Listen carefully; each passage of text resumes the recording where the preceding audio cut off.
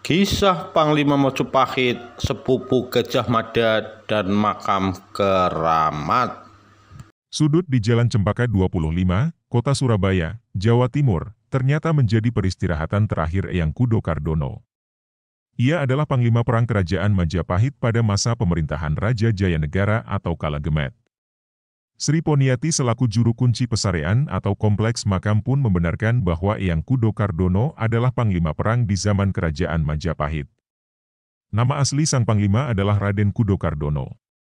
Panglima saat Majapahit diperintah Jayanegara, Raja kedua setelah Raden Wijaya, pada masa tahun 1309-1328, ucap Sri Poniati, saat ditemui liputan6.com, Senin, 23 Oktober 2017. Menurut dia, Raden Kudo Kardono merupakan komandan perang kepercayaan Raja Jayanegara atau Kala Gemet. Konon, Kudo Kardono merupakan saudara sepupu dari Mahapatih Majapahit, Gajah Mada.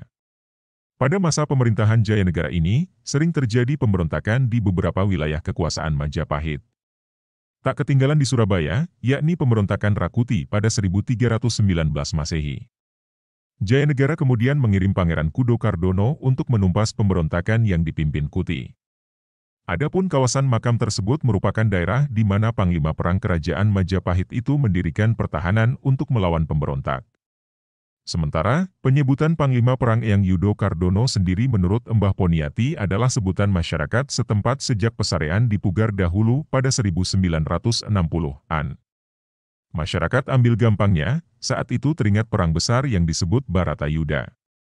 Akhirnya, yaitu, nama yang disebut di depannya, Yudo, tutur Poniati. Ia pun meyakini tempat yang disinggahi Kudo Kardono alias Yudo Kardono adalah berupa tanah tegal dan banyak tumbuhan gading putih yang dijadikan pertahanan saat Perang Majapahit. Menurut cerita turun-temurun orang tua saya, di sini banyak sekali tumbuh pohon juet, sawo, dan gading putih kala itu, katanya. Hanya saja, seiring berjalannya waktu makam Panglima Perang Kerajaan Majapahit ini dipugar. Sama Pak Sujono Hoemardani, asisten Pak Soeharto pada tahun 1960, ujar Poniati. Memasuki area pesarean Eyang Kudo Kardono, terdapat gapura yang berwarna hitam dan putih. Di atasnya terdapat patung burung elang dan buah pala. Adapun di sebelah kanan terdapat joglo sebagai tempat peristirahatan pengunjung dari luar kota Surabaya. Berjarak 50 meter, didapati sebuah rumah yang merupakan tempat utama pesarean Eyang Kudo Kardono. Poniati menuturkan, di atas lahan seluas 1.700 meter persegi itu terdapat 5 makam yang dikeramatkan.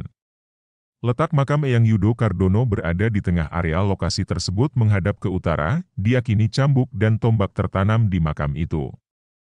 Nenek yang kerap disapa Mbah Pon ini menjelaskan bahwa sebutan kudo berasal dari kuda putih milik Eyang Kudo Kardono sendiri.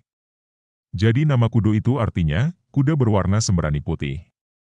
Sedangkan, kar sendiri artinya adalah, peta, atau saat itu Eyang Yudo ini adalah pengurus daerah di sekitar sini saat zaman Majapahit dulu, katanya. Memasuki ruang pemakaman ada 2 kuburan yang merupakan pengikut setia Eyang Kudo Kardono. Sementara di setiap jendela juga terpampang gambar tokoh pewayangan, seperti Bimasena, Semar, Bagong, Sencaki, dan Antasena.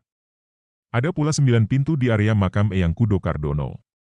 Di dalam ruangan terdapat makam Eyang Yudo Kardono beserta istri dan ketiga anaknya. Salah satu anak putrinya yang pernah saya tahu bernama Pandanwangi, Poniati menjelaskan. Menurut dia, para pengunjung umumnya meminta petunjuk dan berdoa sesuai yang mereka inginkan. Ada yang minta petunjuk jodoh, jabatan, pangkat, hingga rezeki.